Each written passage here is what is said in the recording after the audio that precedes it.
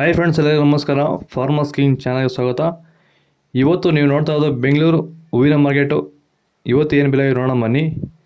KRA flowers market ರೇಟ್ಗಳಿವೆಲ್ಲ. ನಿಮಗೆ ಇದ್ರ ಬಗ್ಗೆ ಹೆಚ್ಚಿನ ಮಾಹಿತಿ ಬೇಕಾದರೆ ಇಲ್ಲಿ ಕೆಳಗಡೆ ನಂಬರ್ ಕೊಟ್ಟಿದ್ದೀನಿ, ಪ್ಲೀಸ್ ಕರೆ ಮಾಡಿ ಹೆಚ್ಚಿನ ಮಾಹಿತಿ ತಿಳ್ಕೊಳ್ಳಿ. ಮತ್ತು